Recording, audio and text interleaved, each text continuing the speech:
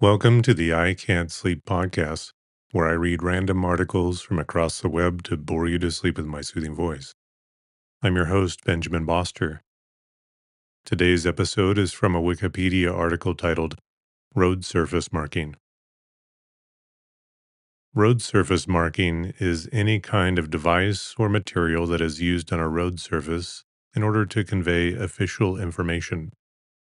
They are commonly placed with road marking machines, also referred to as road marking equipment or pavement marking equipment. They can also be applied in other facilities used by vehicles to mark parking spaces or designate areas for other uses. In some countries, France, Italy, Czech Republic, Slovakia, etc., road markings are conceived as horizontal traffic signs, as opposed to vertical traffic signs placed on posts. Road surface markings are used on paved roadways to provide guidance and information to drivers and pedestrians. Uniformity of the markings is an important factor in minimizing confusion and uncertainty about their meaning, and efforts exist to standardize such markings across borders. However, countries and areas categorize and specify road surface markings in different ways. White lines are called white lines mechanical, non-mechanical, or temporary. They can be used to delineate traffic lanes, inform motorists and pedestrians, or serve as noise generators when run across a road, or attempt to wake a sleeping driver when installed in the shoulders of a road. Road surface marking can also indicate regulations for parking and stopping. There's continuous effort to improve the road marking system, and technological breakthroughs include adding retroreflectivity, increasing longevity, and lowering installation cost. Today, road markings are used to convey a range of information to the driver, spanning navigational, safety, and enforcement issues, leading to their use in road environment understanding within advanced driver assistance systems and consideration for future use in autonomous road vehicles. Mechanical devices may be raised or recessed into the road surface, and either reflective or non-reflective. Most are permanent, some are movable. Cat eyes, invented by Percy Shaw in the 1930s, they equip many major routes in the British Isles. They consist of 4 reflective lenses mounted in a durable white rubber housing, 2 facing fore and 2 facing aft. The housing is mounted within a cast iron shoe, which the rubber housing sinks into when driven over. This provides protection from snow plowing and allows the lenses to be self-cleaning. They pass a rubber blade when depressed. The lenses are available in a variety of different colors, mainly white, yellow-orange, green, red, and blue. Bots dots, low rounded white or yellow dots, named for the California Caltrans engineer Albert Bods, who invented the epoxy that keeps them glued down, are one type of a mechanical non-reflective raised marker. Generally, they are used to mark the edges of traffic lanes, frequently in conjunction with raised reflective markers. Bots dots are also used across a travel lane to draw the driver's attention to the road. They are frequently used in this way to alert drivers to toll booths, school zones, or other significant reduction of speed limit. They are normally only used in warm climates, since snowplows usually remove them along with the snow. Rumble strips are commonly used for the same purpose. A rumble strip can be a series of simple troughs, typically 1 centimeter deep and 10 centimeters wide, that is ground out of the asphalt. Other alternatives, similar to the bots dots, use raised strips, painted or glued to the surface. A specific form of raised strips using thermoplastic is called profile thermoplastic markings. The markings are created by fusing thermoplastic to the pavement and create alternating elevation and recession patterns. This can be done as inverted profile markings or raised profile markings. Inverted profile markings are created by pressing a cog rolling over the markings while they are wet to make them corrugated. Raised profile markings are created by extruding extra thick or thermoplastic at a specific interval to create bumps. Raised profile markings are sometimes known as convex traffic lines. Uses of rumble strips can be across the travel direction to warn of hazards ahead, or along the travel direction to warn of hazards of not staying within a specific lane. Their main way of function is creating a strong vibration when driven over that will alert a driver to various upcoming hazards both by sound and the physical vibration of the vehicle. A musical road uses specific patterns of these vibrations to produce music. Reflective markers are used as travel lane dividers to make the central reservation median or to mark exit slip roads. Incorporating a raised retroreflective element, they are typically more visible at night and in inclement weather than standard road marking lines. The color of markers varies depending on the country of use. Freeways in the United States often use reflectors manufactured to appear white to drivers proceeding in the proper direction of travel, and appear red on the reverse to warn drivers that they are proceeding against the proper direction of travel, creating a danger of a head-on collision. Reflective markers are also referred to as raised pavement markers, road studs, and sometimes generically in the UK and Ireland as cat's eyes, although this name refers to one particular brand of product. These markers can be used for other purposes, such as marking the location of fire hydrants, blue, or at gates of gated communities, to indicate that emergency service vehicles have a code or device that allows them to open the gate. In the United Kingdom and elsewhere, raised markers are used to mark pedestrian crossings to assist the blind in crossing streets. In colder climates, reflective markers may be installed below ground using an elongated narrow triangle cut into the road surface that allows the device to be installed below the road surface. Newer technology allows these to be placed above ground that attempt to protect the reflective components from the snowplow blade. Sometimes the result of road work may leave visible marks on the pavements. An example is the dowel bar retrofit process to reinforce concrete slabs in order to extend the life of older concrete pavements. The completion of the process leaves a symmetrical pattern of dash marks on the roadway, as if there were an associated meaning to the pattern. When there are many of them along the roadway, motorists may interpret the marks as an unknown form of mechanical markers or strange road surface markings. When roads are under construction and the lanes are shifted laterally, those marks may interfere with the temporary lane markings. As the marks for the dowel bar retrofit are not intended to be any form of road surface markings, the responsible agencies try to make these marks less visible to the motorists. Some municipalities require contractors to install utility repair tags to identify responsible parties of the patches that fill utility cuts. The color-coded tags are visible on the road surface.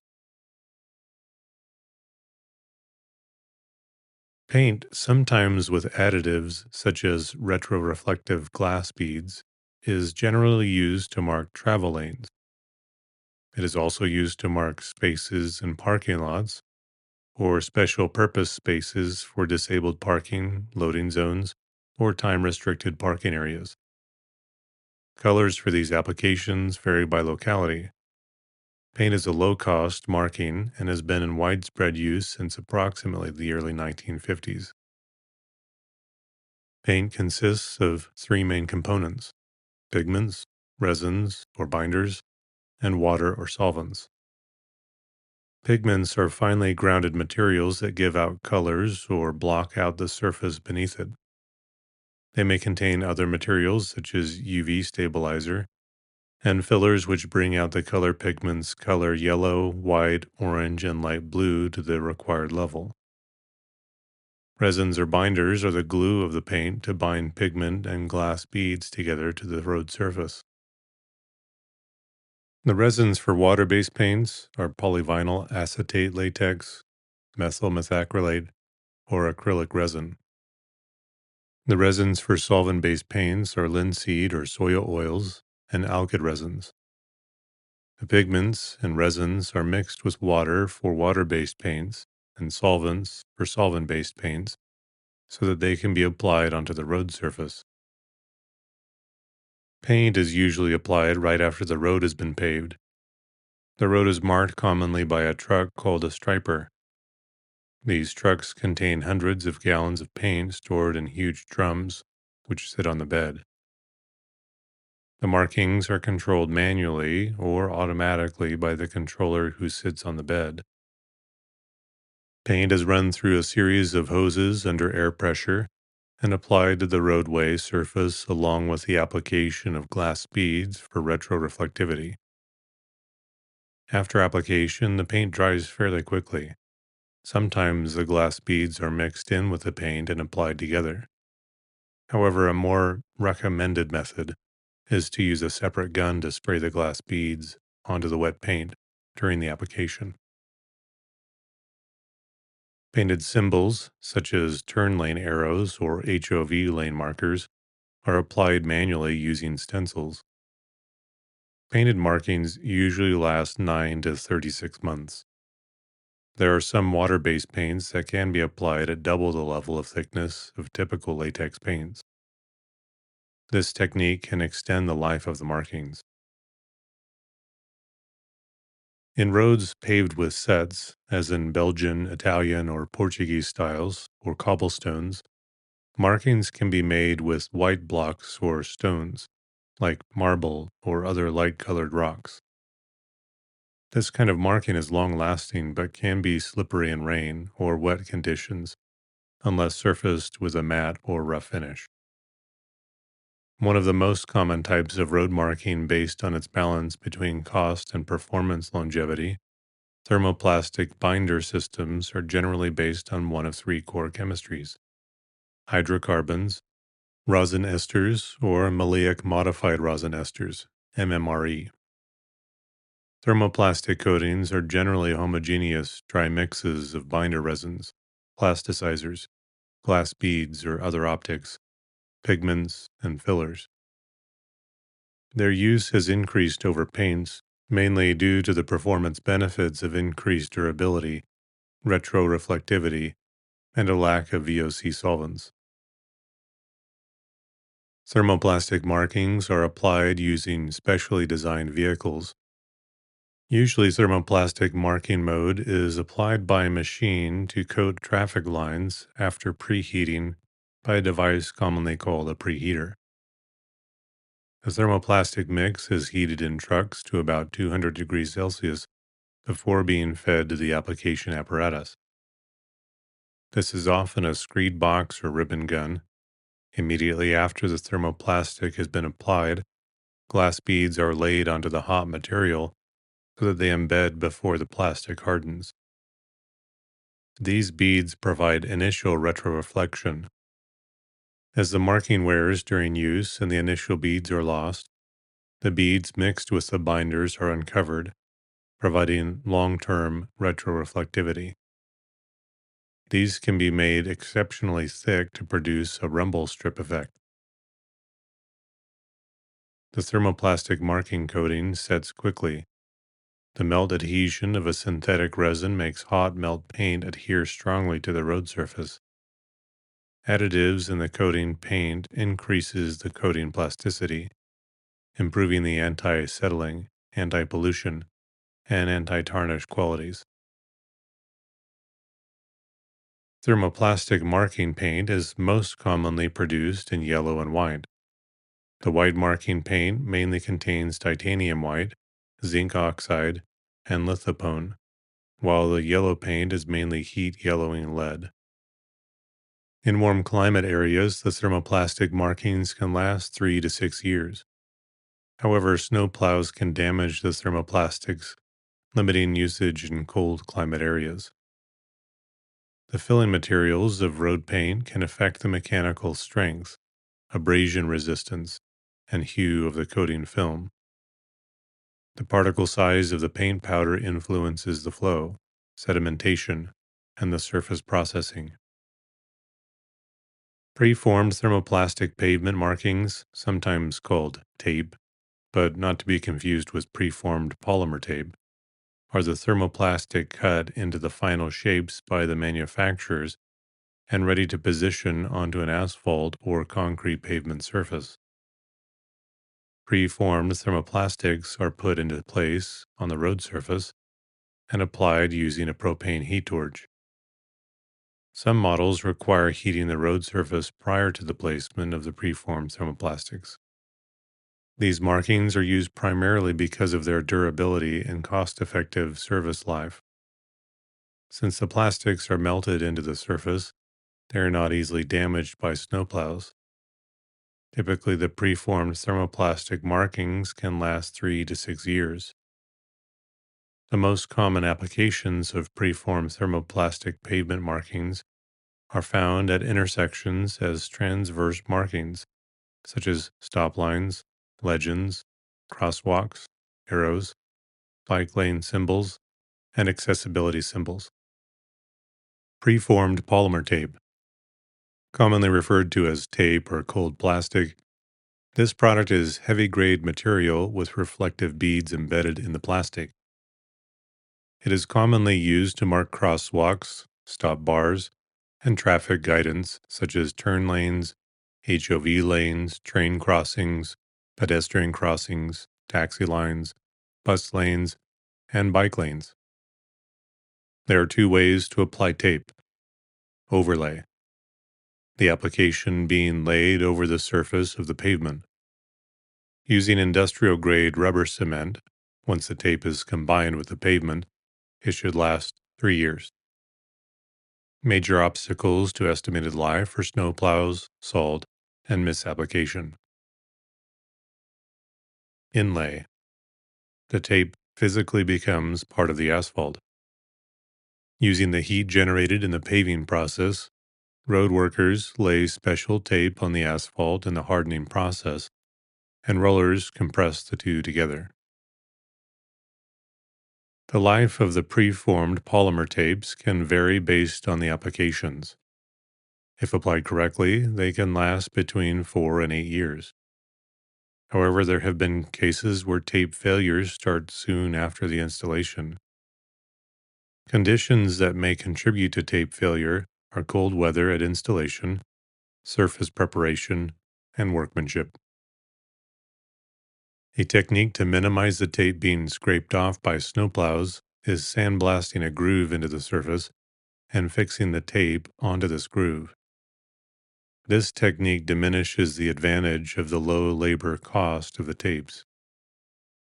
The preformed polymer tape markings are slippery when wet, especially in large sections such as crosswalks, and caution should be used due to poor wet traction. Epoxy. Epoxy consists of parts, a pigmented resin base, and catalyst. The two parts are mixed in a specialized truck for epoxy marking application. The epoxy is then heated prior to spraying onto the road surface. Retroreflective glass beads are applied using a separate bead gun behind the epoxy spray gun. Typically, epoxy markings last about 4 years. Epoxy has been in use since the late 1970s and has gained popularity over the 1990s as the technology has become more affordable and reliable. This material competes directly with plastic with respect to usage and cost. Glass beads. Glass beads composed of soda lime glass are essential for providing retroreflectivity in many kinds of road markings. Retroreflectivity occurs when incident light from vehicles is refracted within glass beads that are embedded in road markings and then reflected back into the driver's field of view. To install glass beads, line painters often use hand dispensers or glass bead dispensers. No matter what tool they use, the line paint should be wet when applying the reflective glass. It is important that the reflective glass beads is not mixed with paint. They must sit on top of the paint to catch the light from the vehicles. In the United States, the demand for glass beads has led to importing from countries using outdated manufacturing regulations and techniques. These techniques include the use of heavy metals, such as arsenic, antimony, and lead, during the manufacturing process as decolorizing and fining agents. It has been found that the heavy metals become incorporated into the bead's glass matrix and may leach under environmental conditions that roads experience. Abrasion may dislodge these beads from the road marking itself, and the reaction of these beads with an aqueous environment vastly accelerates their decomposition and heavy metal release. During both routine road marking removal and harsh environmental conditions, these glass beads can degrade and leach incorporated heavy metals. There are other non-toxic metals that can achieve the same results. These may include zirconium, tungsten, titanium, and barium. Negative impacts to road surface. Non-mechanical markers are found to contribute to the deterioration of asphalt, concrete, road surface courses. The paint and tape markers can cause the road surface to crack, and in more severe cases, the markers contribute to road surface raveling, a process in which the aggregate particles are dislodged from the road surface, causing the surface texture to become deeply pitted and very rough, or potholes. This type of surface damage can be found exclusively underneath the pavement markings, such as lane markings and turn lane arrows. There is no definitive explanation of the relationship between pavement markings and surface deterioration. These are several hypotheses. One is that water vapor may have been trapped underneath the road surface markings, causing the debonding of asphalt binder from the aggregate materials. Another hypothesis is that the reflectivity of the markings may create differences in solar heating and thermal expansion strains between the areas with and without markings. Small flaws caused by differential strains may be combined into longitudinal cracks along the markings. There are certain surface treatments that can make the road surface less susceptible to this type of distresses, such as slurry seals and stone mastic asphalt. Marker removal. There are several methods of marker removal. Blasting. There are many materials that can be used for blasting on the road surface to remove markers. They include water, sand, crushed glass, dry ice, and soda. High-pressure water blasting methods use 30,000 psi water jet systems on a truck equipped with vacuum heads to blast out the markings and suction up the water and debris back to the storage area of the truck. The method can remove markers at speeds of 2 miles per hour. The only disadvantage of this method is that it can only be operated at above the freezing temperature.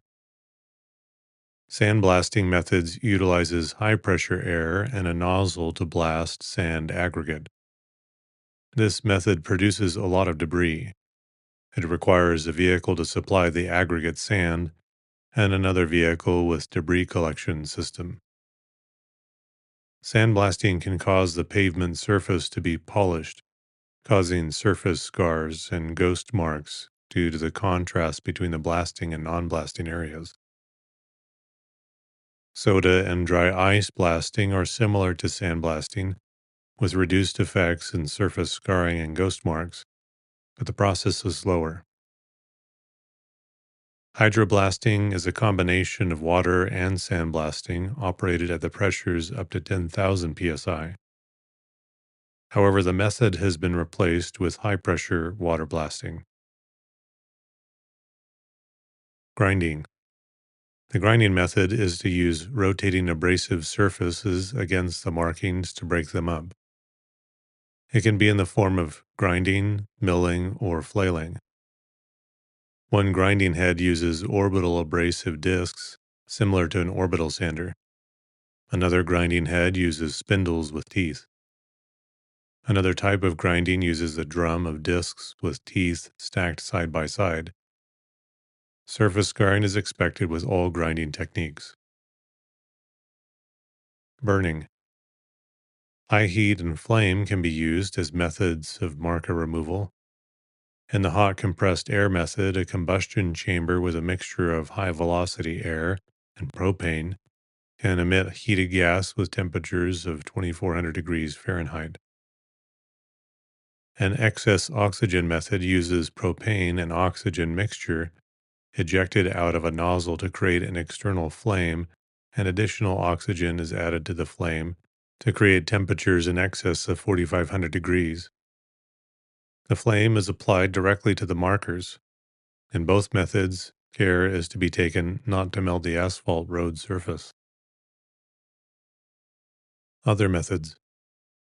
Lasers have been used in an experimental phase to remove markers, but the process is slow. A method of chemical applications to the markers to break them down is also used. This method requires pressure washing to remove the markers. In certain cases, masking the markers is preferred. Marking material is used to cover the markers or a portion of road surface. The color of the masking material is made to be similar to the color of the road surface. Some markings, such as removable preformed tapes, are applied as a temporary marker removal measure. The most expensive method is resurfacing. This method is used only in limited cases. Road marking technique. Thermoplastic road marking paint is a solid powder at room temperature.